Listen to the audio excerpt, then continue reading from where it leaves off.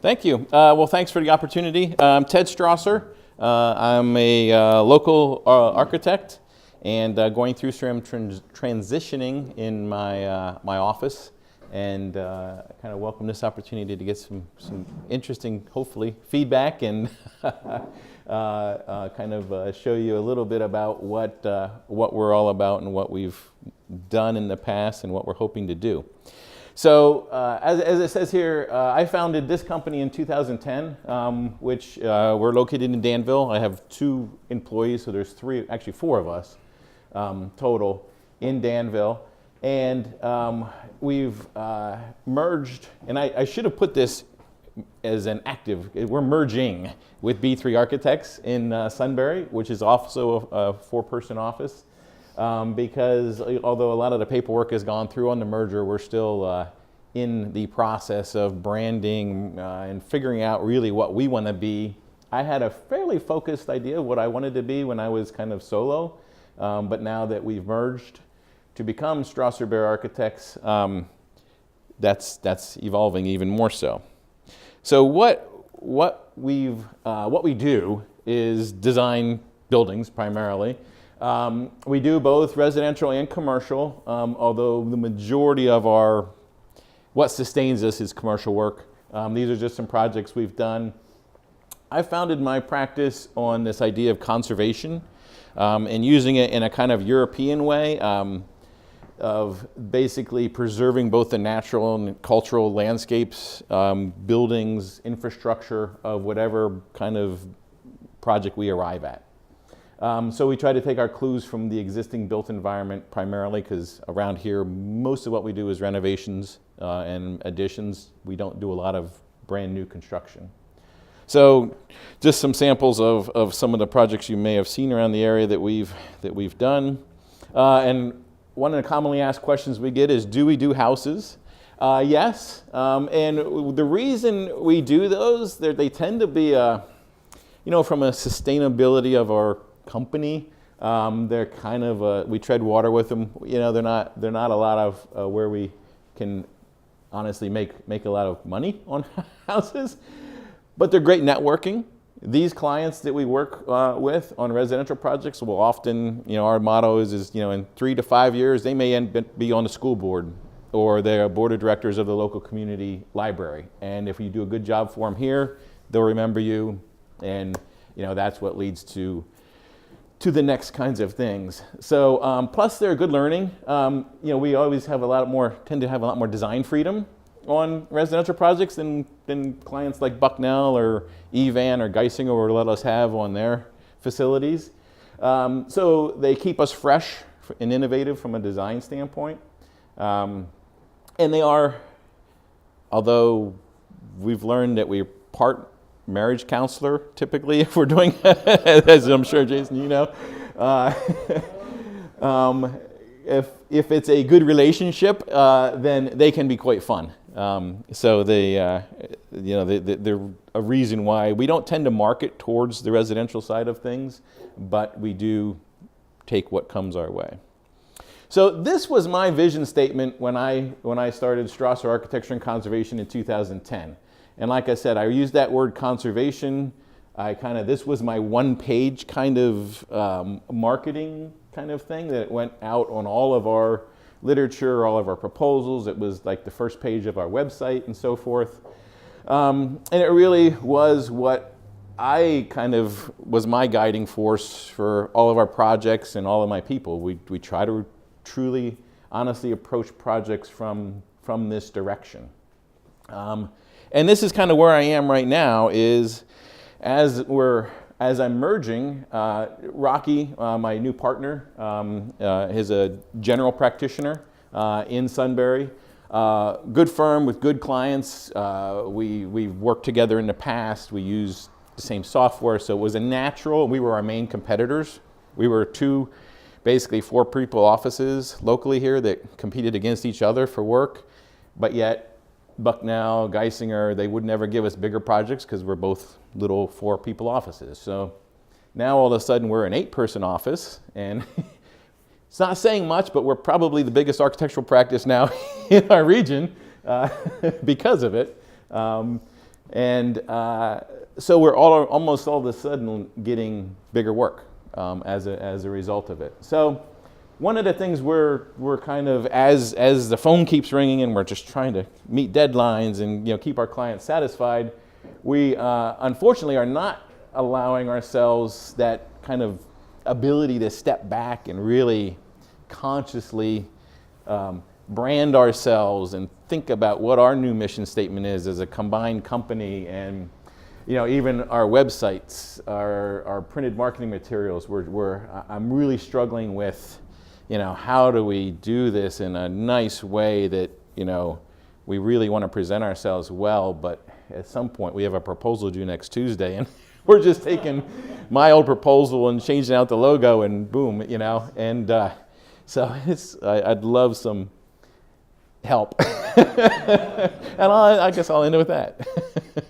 I would keep, as you're learning about what you guys really are, I would hold off on doing as much print design as you can possibly can until maybe 6 months out, until you really figure out like what you guys are. Yeah. Try to do as much as you can electronically, digitally, and just like you said, just slap those logos, slap the logo on. And so there's nothing wrong with that then? No, it took me 9 months for me to have my first business card. So it's like, until I really figured out what it was, it would have been all wasted money, I think, if I would have paid some firm to do high-end graphical, glossy catalogs and stuff like that. It's like, I would wait. Yeah. I mean, I totally love the idea of having high-end professional looking stuff, and I think that does drive sales, but you're so new to this right now with the partnership that I would do the bare minimum. Make the bare minimum look amazing, but don't pump a whole lot into print materials. Yeah. That was really fun. We're free. The students are free. And That's what I was thinking. as teachers, we both teach technology design classes as well as business classes. And to get the kids, design a menu for the pizza shop, they're like, yeah, that's terrible. But if we brought to them and said, hey, we have this actual business that is looking for logo or design, and this is all part of the curriculum, letterhead, business cards, website, we do all of that for free, and if you would ever be interested to just put that out there for a project for us, we would love it to say, here's a real project that, and then the winner, you would have 25 to pick from, and then that would give them an incentive to try harder, because that's a hard part about teaching is connect the content. Well, it doesn't get much more real than these. Even when we do contests like computer fairs and things like that, it's not real. They'll say design like I said, a logo for a pizza shop. Well, I don't want a pizza shop. Or what are you going to do with it? Yeah. So use your schools, and all you have to do is say, we would just say, here, you come in, talk to our students, and see what they come up with. And you'd be amazed. Some of them are just unbelievable. Yeah. And these kids are like, you give them a $20 Sheets card, it's like they won $1 million. So seriously, they could do a lot of this for. Great. Yeah. Hey, I'm Paul. I'm actually a 30-year experienced graphic designer. I'm not pitching for the job, but Mike's got a good point. I'm not committing to like a lot of printed materials right away until you have your kind of logo. You can get some of the logo, like that needs a lot of help. You're right. Once you have kind of that together, then you can, electronics first, and then, once you kind of have an idea of, how the print stuff's going to work and business cards and all that stuff, you can even do temporary cards cheaply. It'll get you by, if you have your little logo stamp, your little branding stamp on it, and then work with committing to higher end print stuff later, brochures and that kind of stuff. Yeah, and we don't do, other than obviously needing business cards, we're not a business that does a lot of printed stuff. It's proposals we do, and we want those well branded and to look sharp. Our logo's kind of got to be, at least one or two versions of a logo. Right. One with all your names on it, but one that's just like SBA or something, just like. Right.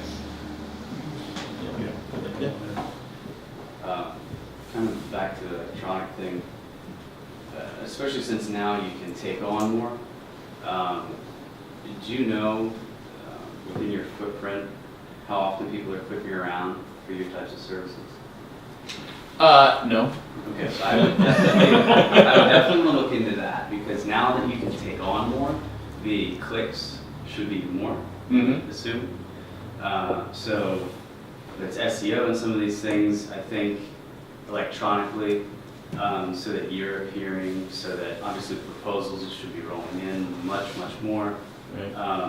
And then even, as we're talking about design, graphic design and whatnot, some of that'll probably develop itself as you're, taking on the bigger projects, and some of that organically I think happens, but the electronic, the website, and being able to show up in search results, and, probably for different types of maybe keywords that you were showing up for before, I think electronically right now is critical. And it's one of the things we just don't, because we do what we do. We're not that techno savvy outside of the realm of what we do on a day-to-day basis. But simple things like we each had independent websites. We each had independent Facebook pages. Is there a way to merge those? Or at least point domain names to the new one, that makes sense. But like the two Facebooks, so we both have a lot of followers. Is there a way we create a new one that can somehow absorb and keep all those followers? That's where I was going with it totally. You have two identities that are now one, but you have to merge without losing. Yeah. Yeah, there's a lot of issues to think through. You want to make sure you do it right, especially with all the web pages that the existing sites have. You want to try to redirect those on the right way to the new site. Are you going to have a brand new site then? And we have the domain name reserved, but that's as far as we've gotten. What sort of jobs do you guys go after now? Like bigger end commercial? A lot of it is just the existing institutions who we've been very successful with, which are the local, the bigger ones, Evan, Bucknell, Susquehanna, Geisinger. Just trying to get bigger work from them, and then branching out a little bit. We've got our first project at Penn College in Williamsport. That's a nice new market for us. We're going down into Harrisburg area, so that next ring out of State College, Williamsport's always been a black hole for some weird reason. Harrisburg, so take that next kind of step geographically too. Leighton and I were talking about a lot of the free SEO stuff that you can be doing with the new site. I had a web design company for a while, and we came up with just a simple 1,000-word article about Lewisburg web design, and then so it was Lewisburg, the regular website / Lewisburg-web-design, because that was the keyword. And Leighton, what's yours? Commercial cleaning? Yeah, for the we've created towns? several of them. So for commercial cleaning, it's Commercial cleaning services. So cleaning services, Lewisburg cleaning services, Mifflinburg. You pepper them around. You're able to put the more out that you get out there. So we created 45 town names. So we just took the exact same 1,000-word article and just did a find and replace. So we had Jersey Shore web design, Bloomsburg web design. So literally 30 out of those 45 were ranked in the top 3, and it was free. So all you do is just do a find. I don't know if that still works now. Leighton's had some success with it. That's working. Okay. So that's free, basically. So set up your website, create a landing page that says Lewisburg Architecture Services or whatever your keyword is, and then just replace that with all the towns. 45 of them we did, and it literally took 3 hours maybe to pump those out. Yeah. But they last forever, and they're free. Yeah. So and. It's not an immediate thing though, it takes Google a month or two. It's not going to show and right all of away. a sudden you start to, it's like, oh, okay, you showed up, second or first or whatever in Williamsport for cleaning, and great. So then it's like a whole new problem. I need So kind of thinking about advice you may have for young entrepreneurs doing a kind of, did you call it a merger? Yeah. Merger. So, as a lot of folks aren't where you are, but they think, gosh, maybe somewhere down the road I may merge or acquire. So talk about the cultural, what was it that culturally brought you together, and then where is the cultural differences that maybe you feel like you have to work on? Not that you would share anything, proprietary, but, the cultural challenges that maybe would help others. Definitely. Well, it helped that we worked together for about a year and a half, about 6 years ago. So actually, I was a partner in a firm down the street, and we actually hired Rocky. He's from Utah, and we brought him to the area, and we worked together for about a year and a half there. So I knew a lot of his skill sets, and he knew mine, and so forth. And we knew we were compatible, just from that standpoint. And then from a cultural standpoint, though, one of the things we do operate differently. So that's been the first big challenge is the guys I've had working for me and girls I was always adamant they were professional architectural trained, independent thinkers, and I gave them a ton of freedom to run their own projects. He is more of a leader and kind of stratified, where he had more draftspeople and kind of delegates and did what we call red lines, and then they draft it, and then he reviews it, fixes it, hands it. So his crew is more like that. So the merging now of that is causing some friction, because in theory my people are kind of coming in above his people. So now there's this layering system, and so there's definitely some friction already, and but they're all good people, and I think we'll get through it, but we just need to be conscious of that as we go. And then the other thing, we're kind of just we have, I think, both innate senses of what our longer term visions are of what we are doing individually, but we know that to grow and to be successful, it doesn't make sense for us both to be doing 50% of everything. I don't want to do 100% of the kind of management of the business side of it and let him do 100% of the management side of the personnel and people, but it doesn't make sense to both do 50-50 either. So that's where we're kind of, that scale is sliding, and we're learning that, at some point I'll probably, 75% of the business side of things will be me and 25 him, and invert that on the kind of personnel management. One thing you could do is define all your functions. So one function might be sales and marketing, one might be finance, one might be HR, and you guys would define who's the leader of that function. So for me, I was operations, Connor was sales and marketing, and over time, I would have multiple roles. But over time, you want to try to hire people who you can step up to that and replace them. Yep. But there's got to be one person per function. Yeah. Who, like, all your people know, all right, well, Ted is the guy for operations. That's who, I have to talk to about that for standard operating procedures or whatever. Mm-hmm. The problem that I had was I did a merger once, and it turned out great. But at first, it was like so hard because I'm Mr. Operations. Everything has to be organized to procedures and stuff like that. And then Connor was Mr. Sales guy who did not really want to follow the exact step-by-step processes that we had. But his ability to sell was like, all right, well, I'll just kind of let that slide. So like we had like 250 websites together versus I would have probably been able to do about 30 if it was just me. What I mean? Because his ability to sell was just unbelievable. So I just had to kind of work with like, all right, everything's not going to be totally perfect, and that's okay. Yeah. And you talk about the structure, because I think you and I are like on the. Are you guys at this point planning? If you guys are the lead partners, principals of the firm, how's your structure then going to be? Because I would assume then you'd have project managers underneath you, or because you guys are just architects. For me, it was a little different because we had engineering, surveying, environmental, and landscape architecture. So is that sort of the way you're thinking of it right now? You'd have PMs underneath you who would report back to you, and then another tier down from there, or?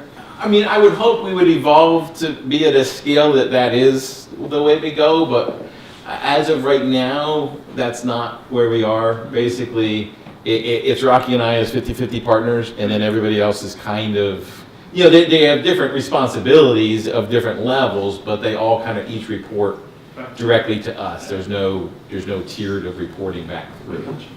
And I don't think just because of the personality of all of our current people being in place you know, at the previous place, I don't think it would be wise anytime real soon to kind of elevate somebody above Gotcha. and make others report through them.